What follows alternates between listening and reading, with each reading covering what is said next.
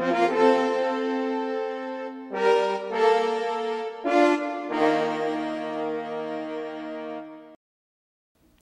heat's at the top of the ticket. Your chance to legally cast 2 votes for U.S. Senator, recall, retention, and a big borrowing vote. That's up next on Capitol View.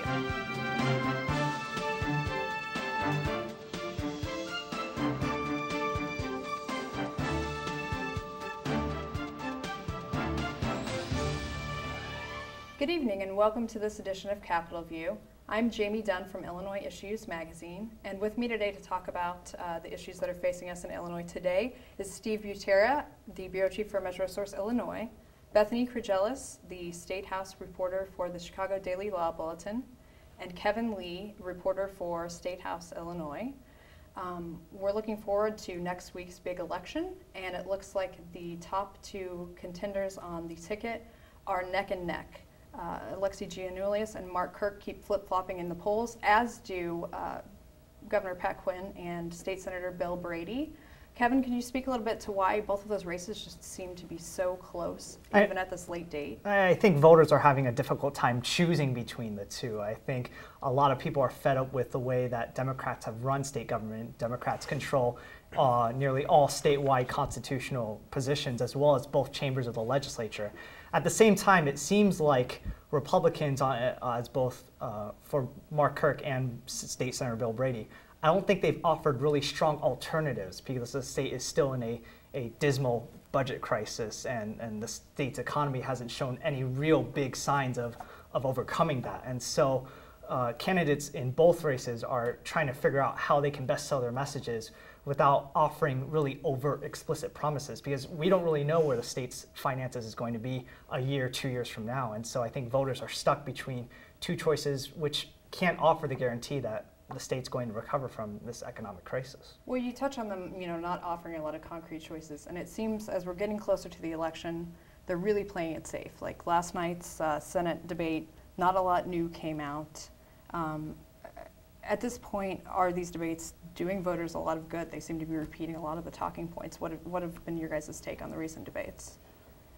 I mean, they seem to be rehashing a lot of the same talking points as they have in the previous few weeks, and that's understandable. They don't want to raise a ruckus just days before the election. They want to make sure they play it safe. If they do say something incendiary, then it's only going to be news all over the state, and so they're going to try to play it safe and not do anything to raise a rabble with the voters. But as we're taping on Thursday, and the gubernatorial debates are tonight, we'll have to wait and see how those play out. But speaking of raising a ruckus, there's a few stories that came out today that may create some controversy here at the end of the campaigns. The first is a story that was broken by Doug Finke of the State Journal-Register, and it has to do with the private management of the Illinois lottery. The state contracted out the lottery to a private management firm in the hopes of making a little bit more money off of the lottery. And the 2 firms that did not win have raised a lot of complaints about the way the process was handled.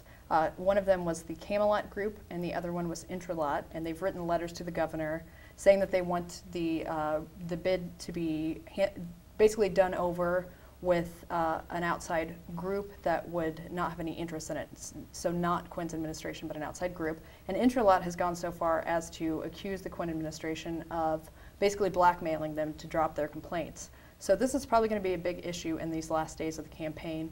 How do you think this will play out, Kevin? How will Brady use this against Quinn? Well, first off, the timing for the Quinn campaign could not be worse, because it just lends to fears of Brady espousing that Quinn is running a campaign or a government of secrecy. He's not running a transparent government. We won't know the final results of this investigation or an inquiry into this until weeks or even months later.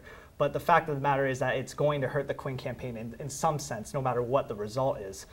North Star was the seemingly prohibitive favorite to win private management of the lottery, because they've already been leased out to contract with the lottery in various measures, while Intralot and Camelot were both outside groups hoping to get that private management contract. And North Star being the group that was awarded the contract. Correct. And so we won't know Intralot or Camelot's investigation into this. We won't know if it's going to be rebid, but the timing could not be worse for the Quinn campaign. And there were a lot of accusations going on at the time about the transparency. There were a lot of complaints.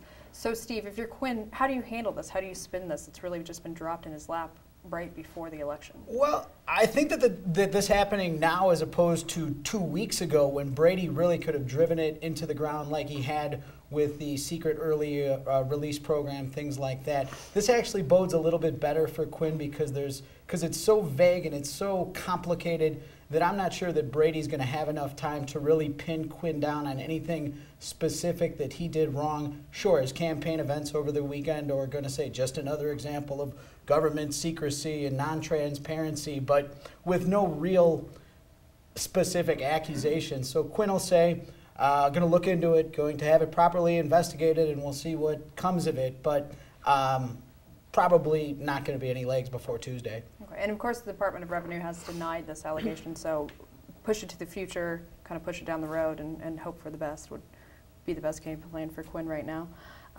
The other thing that has come up today that may be an issue for Brady is the fact that he has not paid some of his bills for advertising, and he's having ads pulled in the Chicago market. His campaign has said that this is an accounting glitch, and they're hoping to have it fixed by the end of the week. But looking at the backlog of unpaid bills in Illinois, Brady's been going after Quinn pretty hard on Illinois not being able to pay its bills. This looks kind of bad for Brady. What can Quinn do with this? Well, Quinn could say if Brady can't manage his own campaign funding and he can't manage his own campaign advertising, how is he going to manage a body as big as state government? But of course, Brady has that built-in counter where the government is, I believe, $6 billion behind in unpaid bills. There was a State Board of Education meeting earlier this week that said that they're making payments to schools that are due from this March. And so Brady has that built-in counter in case the Quinn campaign decides to bring that up. And it's going to hurt him a little just not having those ads on the air. But as I said, they are hoping to get the problem fixed by the end of the week. Another race that's getting a lot of attention in Illinois is now Chief Justice of the Illinois Supreme Court, Kilbride, is running for retention. And there's been a lot of controversy and a lot of money dumped into this race. Bethany, I know you've been covering this a lot. Can you kind of lay it out for us a little bit? Sure. Let us know what's going on. Well, there's definitely a lot of money going into this race. Kilbride's one of 3 justices up for retention, but he's the only one that's facing any sort of opposition. And can you just explain a little bit how retention works for people that might not? Every 10 years, a justice has to be retained to keep their seat behind the bench, and they have to get 60% of the vote to stay there. No Illinois Supreme Court justice has ever lost retention. So if Kilbride were to lose this year, it would be the first time in Illinois. Who's challenging him and why? The Illinois Civil Justice League, which is a pro-business group, their political action committee, Just PAC, is the one that's been having a bunch of different ads and a big campaign to try to boot Kilbride off the court this year. Their main reason it was the court's decision to overturn medical caps on medical malpractice damages. So right now they're using Kilbride's record being, saying he's soft on crime, but the real reason is more the medical malpractice damages. And they've drawn some criticism for some of their ads. Definitely. Yeah, some of them people have considered a tad extreme. Could you talk a little bit about what those ads are and who's telling them that maybe they should take it down a notch? Sure. In one of the radio ads they had, there were actors portraying criminals, talking, saying, "Oh, thanks Kilbride for, ruling in my favor," trying to imply that he's soft on crime. And most of the bar associations, the State Bar Association, the Chicago Bar Association, and the Judges Association, they've come out and kind of condemned the ads and said that it just, gives the public a horrible, perception of what the judiciary is.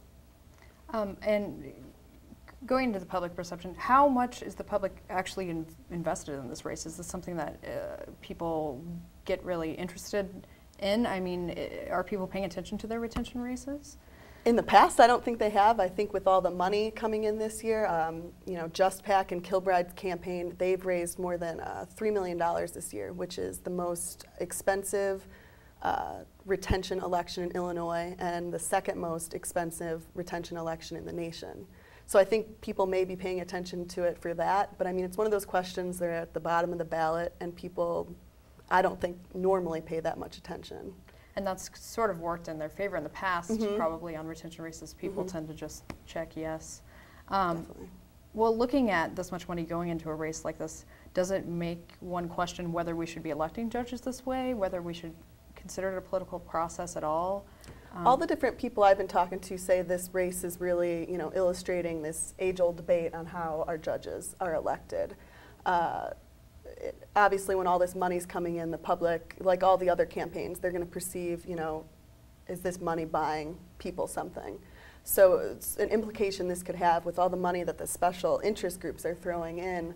It may, if Kilbride is, voted off the court, it could make special interest groups think that they can just, put a bunch of money into a race and kick a justice off a court for, being one of, 7 or one of 4 justices who ruled on a certain case. And there's also the flip side to that. You have, I believe it was earlier this decade, where Justice Lloyd Carmeier was elected with the help of some special interests, and then he ruled in some cases, I believe, that may have directly or indirectly benefited those special interests. So it works both ways. You have special interests who can raise a lot of money to try to defeat a justice campaign, but you also have special interests who are trying to help support a justice's campaign. So it works both ways.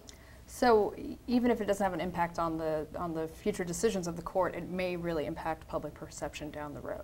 Definitely. There's always that debate, how judges should be elected, and there's, in the past, there's been different legislation introduced in Springfield to change, the way to go about it, to, have a merit selection or a different, appointed system.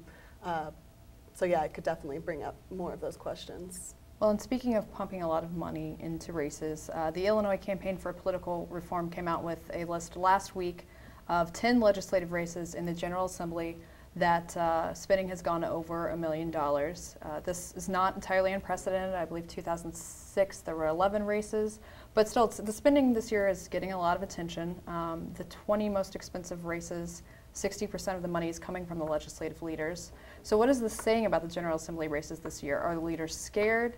Does Tom Cross have a chance of taking the House back? What does all this money mean? Well, I think there's actually, in both the House and the Senate, there's actually very few competitive seats where incumbents face a threat to get defeated and in their election bids. There's also a few open seats where lawmakers have retired and have left their seat vacant, and 2 new political candidates are vying for that seat. The number of seats that are actually competitive is actually quite low, maybe 10 or 15%.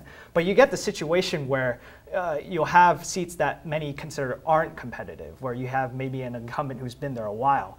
And you may have an upstart candidate who comes out of nowhere and suddenly starts raising a lot of money by him or herself, or may have an infusion of cash from a legislative leader. And suddenly the incumbent is forced to retaliate, because if the incumbent doesn't take any action, well, he or she looks like he or she's not really interested in re-election. So that the incumbent then has to raise money. So you get this kind of chain reaction going on where, oh, this person's raising money, well, I'll have to raise more money. And then, of course, the challenger has to retaliate. And so you get kind of this chain effect. I don't really expect to see so many competitive races going on, but a lot of people in this era where incumbents aren't safe, and that's on the national scene, you're going to see a lot of incumbents continue to raise money just to discourage any sort of challengers. The one that comes to mind when you talk about the upstart challenger versus the incumbent is probably the 101st District.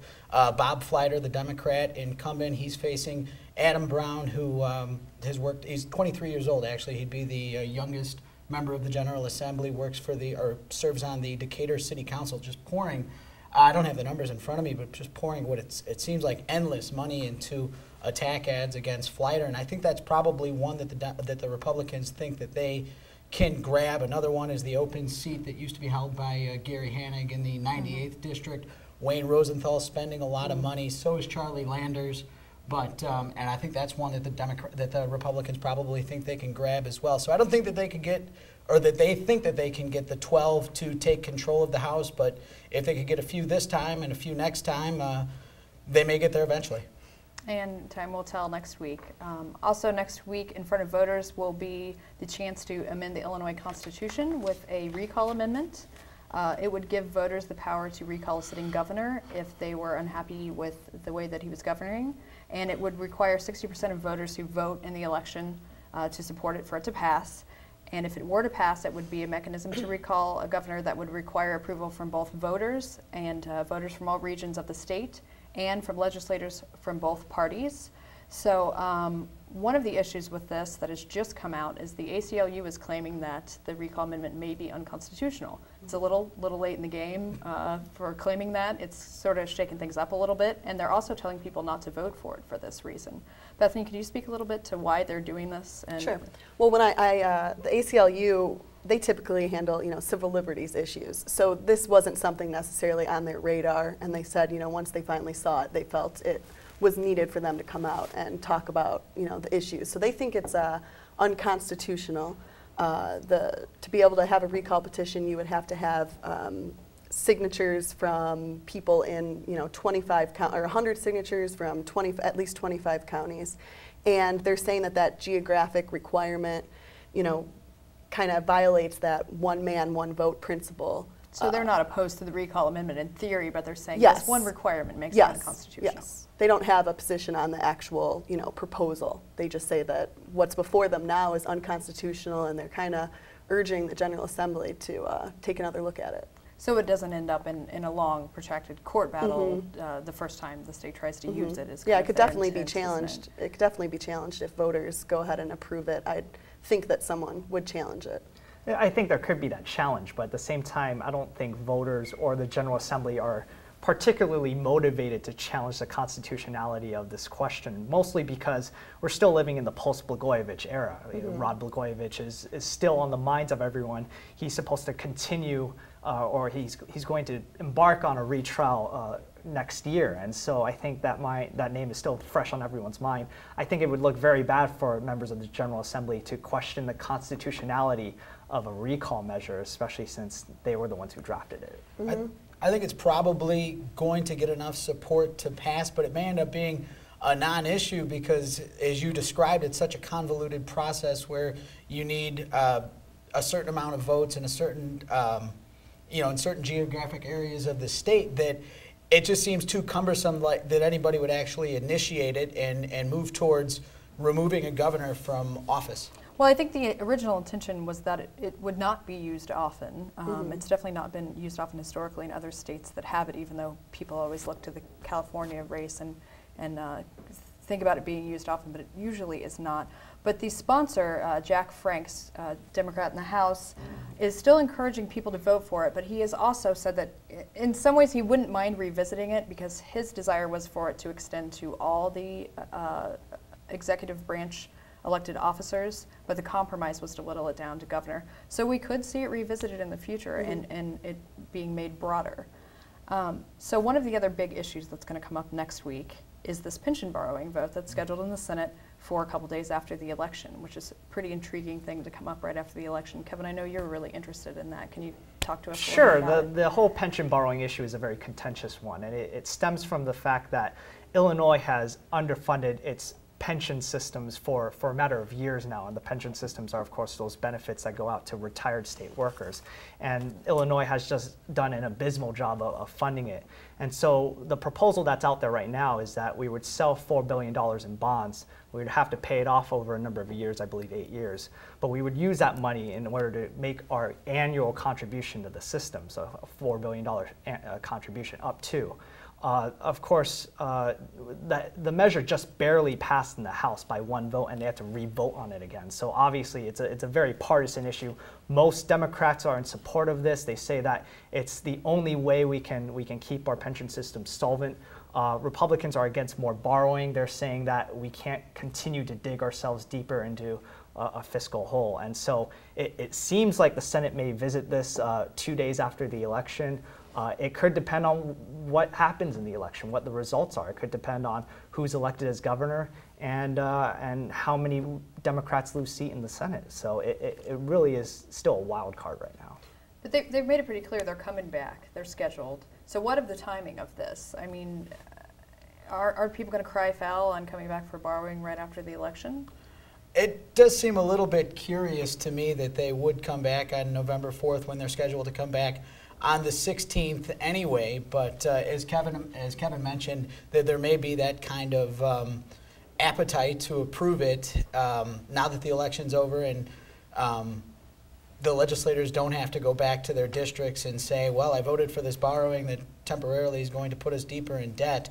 Now give me your vote. So the state's going to have to pay their bills some way, and it may be a good time to do it. And it seems when this was scheduled, it's hard to say that the election wasn't taken into account, but Quinn did ask that they come back as soon as possible. He wanted them to come back before the election. The Senate said no.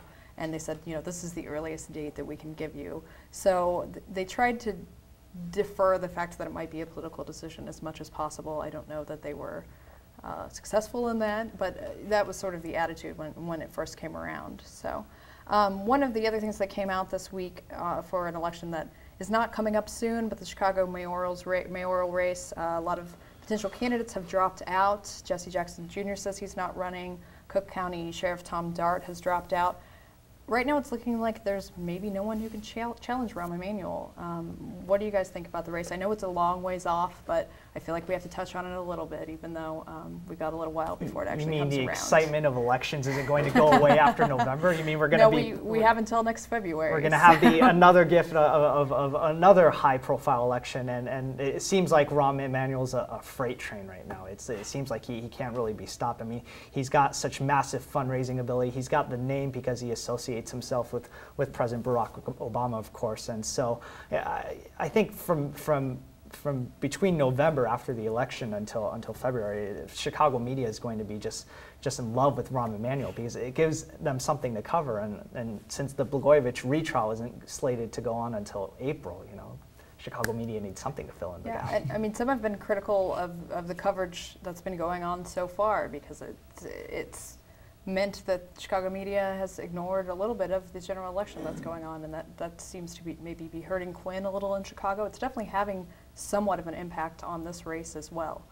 There's a thought process that because Chicago Mayor Daley has decided to retire, that some of the spotlight has been taken off some of the statewide and gubernatorial and senatorial races that are going on, and some fundraisers may be more tempted to focus on the mayoral race than they are those races. I'm not sure that's true because this is such a critical election year for both parties, especially since Democrats have had have maintained such control over state government, and Republicans, of course, are very motivated and enthusiastic to try to overturn them. So I feel like, as we mentioned today or earlier, there just seems to be plenty of money to go around all these races.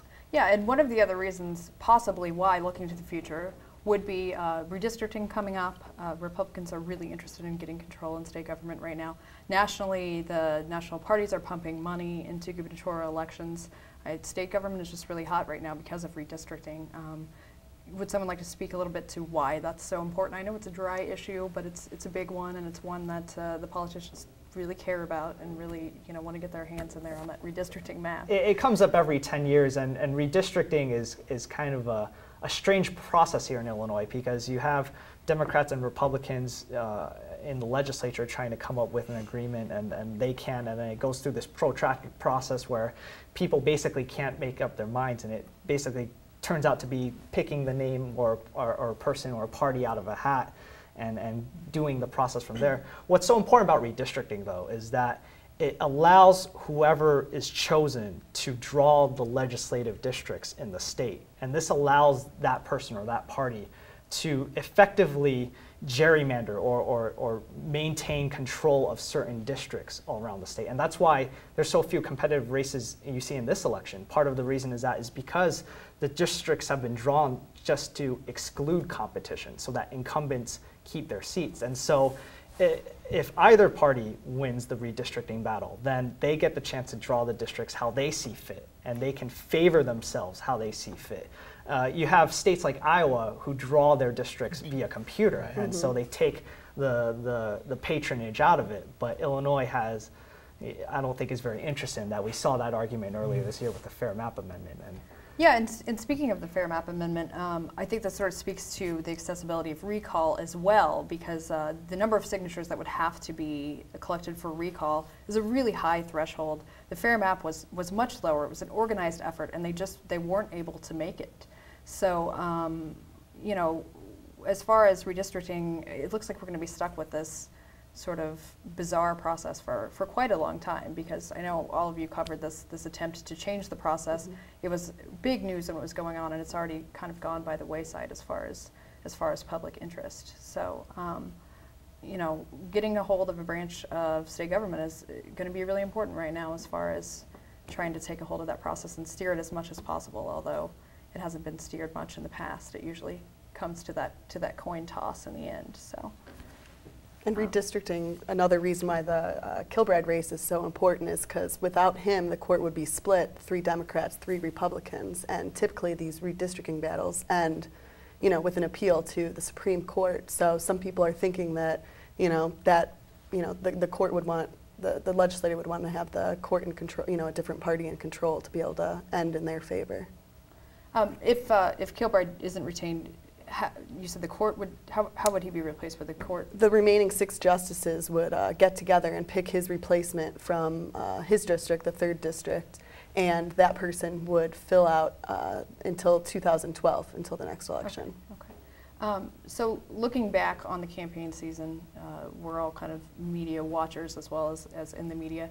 How do you feel the media's done covering this election season? How do you feel they've done covering contributions? And you know, there's been a lot of voter disinterest. Has the media done its part to get the voters informed and engaged this year? I think there's been so many tight races going on. There's been so many big races going on that, you know, whenever Quinn and Brady say something, or whenever Mark Kirk and Alexei Giannulli say something, reporters can get lost in that he said sort of thing, and the issues don't really come out. We saw this in some of the debates between the big candidates, where we saw a lot of talking points, we saw a lot of rehashed moments, a lot of familiar moments that really didn't lend anything to how these candidates are going to fix the state. And the thing is, there aren't any easy solutions here. We're facing perhaps a $15 billion budget deficit, and so you're not going to get a lot of people saying anything. And so the media could do a better job of hashing out those points, but how many voters are interested in that? How many readers are interested in that? There's a reason why we just did a story about early voter turnout, and it's at a lower point than it was at 2008. And so, you know, why is that? Is it because we're not conveying to voters that information, or are voters not interested in that information? I'm not really sure, but. And we're going to have to leave it at that because we're out of time. I'd like to thank my panel for being here tonight: Steve Butera, Bethany Krajelis, and Kevin Lee. And thanks for joining us on Capitol View. I'd like to remind you all to vote next week, and don't forget that you get to vote twice for U.S. Senator due to that little special election glitch. So enjoy the one time that you can do that legally, and we'll hash it all out next week on Capitol View.